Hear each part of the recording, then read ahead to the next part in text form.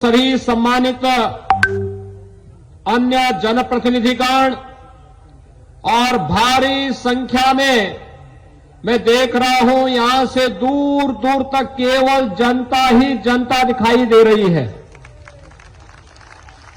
लाखों की संख्या में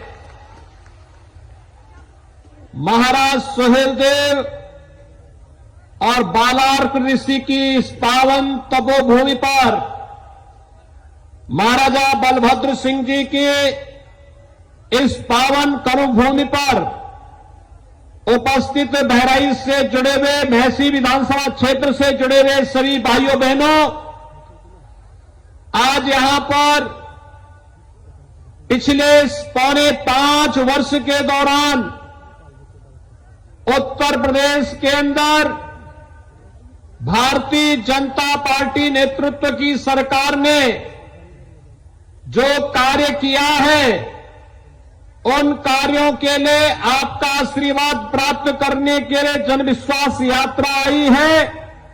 आपने जिस जोरदार तरीके से इस यात्रा का स्वागत किया है, इसके लिए मैं आप सबका हृदय से अभिनंदन करता हूं, स्वागत करता हूं।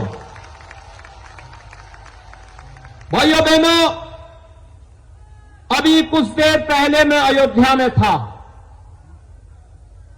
अयोध्या में भारत सरकार के आयुष मंत्री वहां पर आए थे।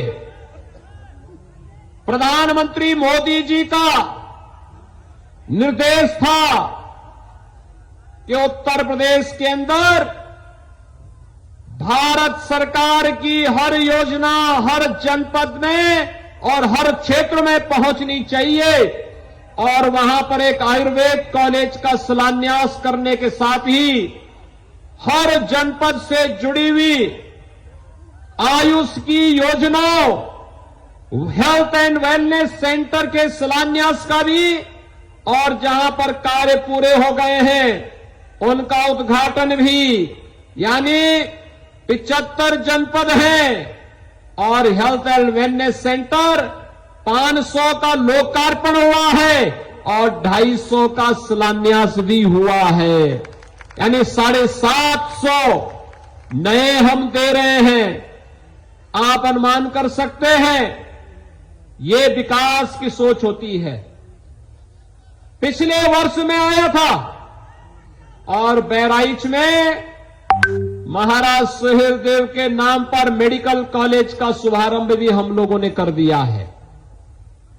बहराइच में मेडिकल कॉलेज चले, एक सपना था, एक सपना था, लेकिन अब ये सपना नहीं, मोदी जी ने इसको हकीकत में बदल दिया। बहराइच में महाराज सुहेलदेव के नाम पर मेडिकल कॉलेज और महर्षि बालार्क के नाम पर हॉस्पिटल का नामकरण होने के कारण 1000 वर्ष पुरानी उस महायोद्धा को स्मरण करने का सौभाग्य हम सबको प्राप्त हुआ है, जिन्होंने 1000 वर्ष पहले विदेशी आक्रांता सालार मसूद को रौंदने का कार्य इसी धरती पर किया था।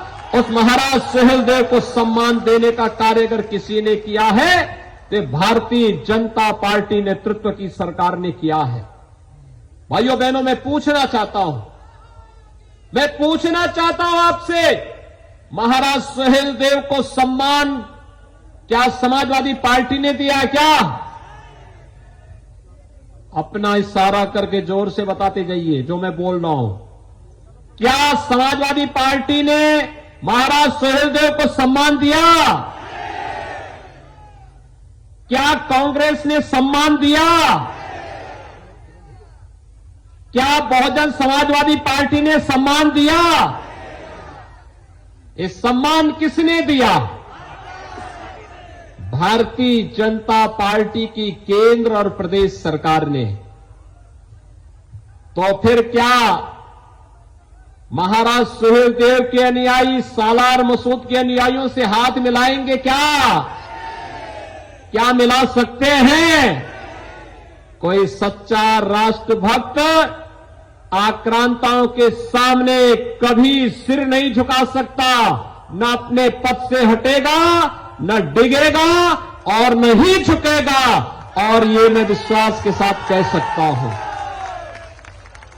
महाराज सुहेलदेव के नाम पर भव्य स्मारक बनाने का काम भी हम लोग बहराइच में कर रहे हैं।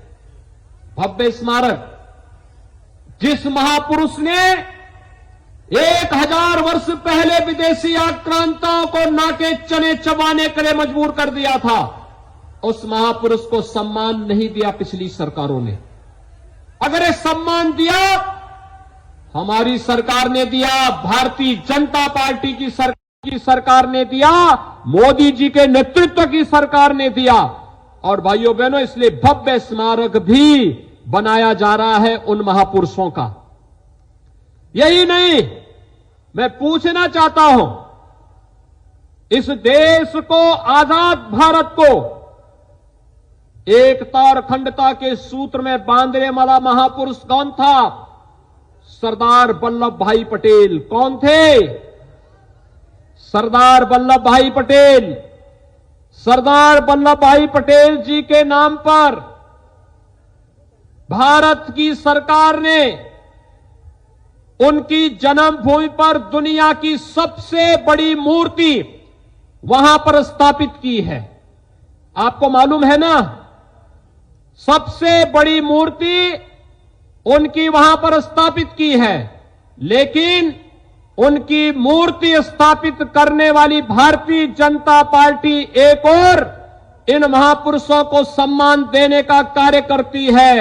वहीं आपने देखा होगा कि सरदार पटेल को अपमान करने का कार्य अभी हाल ही में समाजवादी पार्टी ने किया। आपने देखा होगा, एक तरफ पूरा देश सरदार वल्लभ भाई पटेल की जन्म जयंती के कार्यक्रम को राष्ट्रीय एकता दिवस के रूप में मना रहा था, और दूसरी तरफ समाजवादी पार्टी देश तोड़क जिन्ना की महिमा मंडन का कार्य कर रही थी। क्या समाजवादी पार्टी अच्छा कार्य कर रही थी क्या? जो देश को तोड़ने वाला, देश को कमजोर करने वाला था, क्या उसको सम्मान देना अच्छा था क्या? सरदार वल्लभ भाई पटेल का सम्मान होना चाहिए था।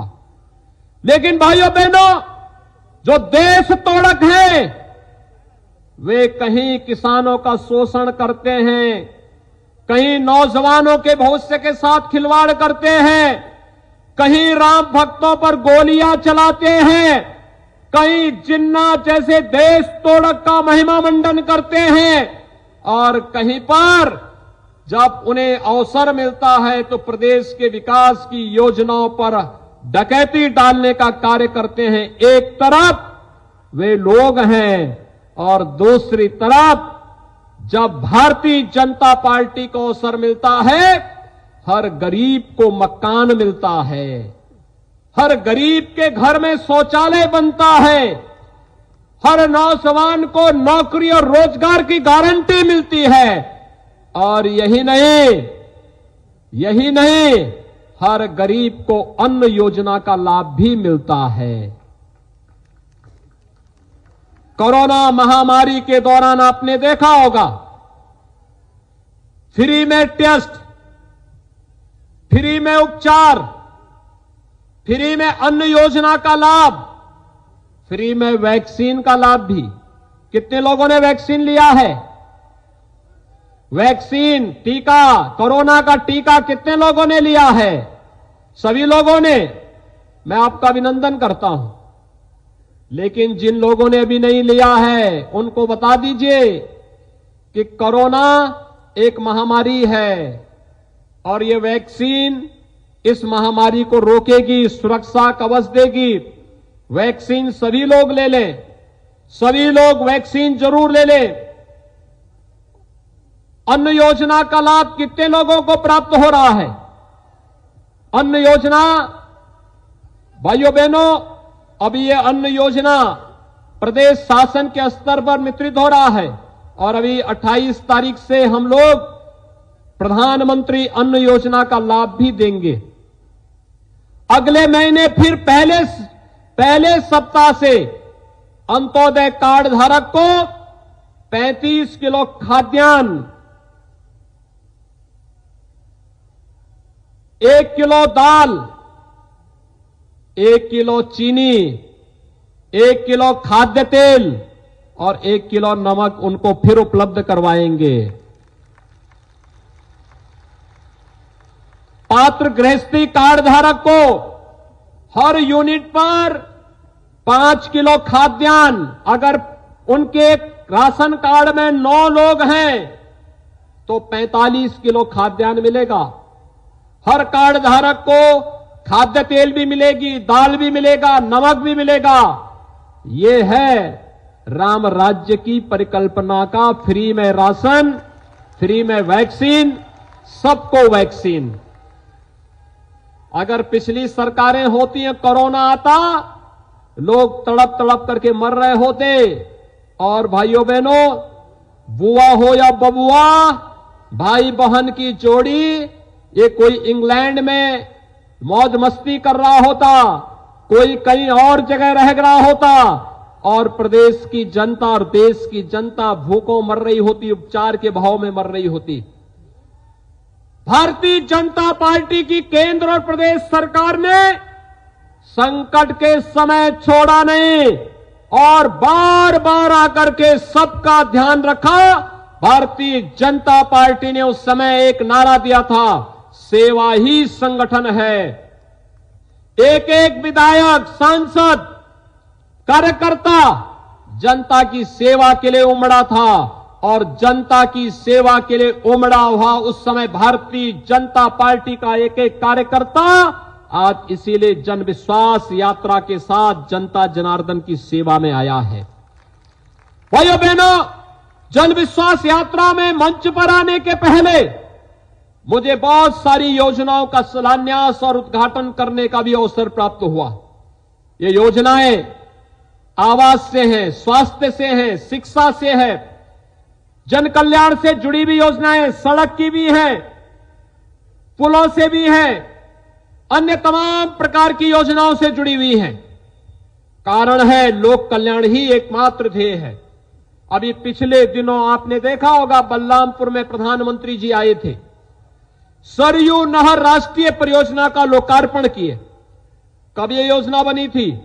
1932 में। लेकिन 1972 में बनी हुई इस योजना का 2017 तक पिछली सरकारें पूरा नहीं कर पाई थी। हमारी सरकार आई, हम लोगों ने मात्र 4 वर्ष के अंदर इस योजना को पूरा किया, जनता को दिया, राष्ट्र को समर्पित प्रधानमंत्री जी के कर कमलों से किया। और आज पूर्वी उत्तर प्रदेश के 15 लाख यानी 30 लाख किसान 15 लाख हेक्टेयर खेती को सिंचाई की सुविधा सरयू नहर राष्ट्रीय परियोजना से प्राप्त हो रही है। जब सोच ईमानदार होती है तो काम दमदार होता है। यही है दमदार कार्य। एक तरफ विकास के कार्य मजबूती के साथ जनता जनार्दन को उपलब्ध होते हैं, अच्छी सड़क, बिजली, पानी की सुविधा, किसी को मकान, किसी को शौचालय, किसी को बिजली का कनेक्शन, किसी को आयुष्मान भारत का कार्ड, किसी को अन्य सुविधा का लाभ प्राप्त होता ही है। दूसरी तरफ अगर कोई पेशेवर माफिया किसी गरीब की संपत्ति को कब्जा करता है तो वहां पर सरकार का बुलडोजर भी तैयार रहता है। भाइयों बहनों, यही तो पीड़ा है विपक्षी नेताओं को। जब कोई गरीब अन्न के लिए भटकता था तब सपा और बसपा कांग्रेस के नेताओं को तब पीड़ा नहीं होती थी। जब नौजवान की नौकरी छीनी जाती थी पिछली सरकारों में तब इनको पीड़ा नहीं होती थी। जब महिलाओं और बेटियों को के सामने सुरक्षा का संकट खड़ा होता था तब इन्हें पीड़ा नहीं होती थी। लेकिन इनको पीड़ा कब होती है? जब माफियाओं की अवैध कमाई पर प्रदेश सरकार का बुलडोजर चलता है। इनको पीड़ा कब होती है जब अयोध्या में भगवान राम का भव्य मंदिर के निर्माण का कार्य आगे बढ़ता है। इनको पीड़ा कब होती है जब महाराज सुहेलदेव का भव्य स्मारक बनता है। और इनको पीड़ा तब होती है जब हर जनपद में एक मेडिकल कॉलेज बनाने की कार्रवाई आगे बढ़ती है। भाइयों बहनों, बहराइच में मेडिकल कॉलेज, गोंडा में मेडिकल कॉलेज, बलरामपुर में मेडिकल कॉलेज, श्रावस्ती में एयरपोर्ट, यह विकास की नई कहानी कह रहा है। और विकास की नई कहानी आज यहां की सड़कें चलने लायक बन गई है। नहीं तो मुझे आता ना पाना पड़ता था। देवीपाटन मंदिर में मैं अक्सर आता था और गोंडा से देवीपाटन पहुंचने मुझे 3 से 4 घंटे लगते थे। आज आप 45 मिनट में इस दूरी को तय कर सकते हैं। यह है कार्य में अंतर। और इसलिए भाइयों बहनों, मैं आप सबसे अपील करूंगा, जो उत्साह आपने दिखाया है, मंचस्थ हमारे जितने भी माननीय मंत्री और सांसद विधायकों ने आपसे अपील की होगी, अपनी अपनी उपलब्धियों के बारे में कहा होगा। हर एक ने अपने स्तर पर मेहनत किया है। सरकार ने, केंद्र और प्रदेश सरकार ने पूरी ईमानदारी के साथ कार्य किया है। आज आतंकवादी घुसपैठ करके आस्था के साथ खिलवाड़ नहीं कर सकते। आज वे आकर के सुरक्षा में सेंध नहीं लगा सकते, क्योंकि उन्हें मालूम है इसका दुस्साहस का अर्थ क्या होगा। और इसलिए भाइयों बहनों, जब सुरक्षा का एक बेहतर वातावरण बना है, विकास नई ऊंचाइयों को छू रहा है, उत्तर प्रदेश देश के अंदर नंबर 1 राज्य बनने की ओर अग्रसर है, तब भारतीय जनता पार्टी की सरकार फिर से आए, आज की सबसे बड़ी आवश्यकता है। क्या भारतीय जनता पार्टी के समर्थन में सभी लोग वोट देंगे? पीछे भी है, सड़क पर बहुत बड़ी संख्या खड़ी है। सभी लोग हाथ उठा करके मुझे बताइए एक बार। पीछे हाईवे पर भी, मैं वहां भी देख रहा हूं, हाईवे पर भी भारी संख्या खड़ी है। सभी लोग तैयार हैं? मेरे साथ बोलेंगे, भारत माता की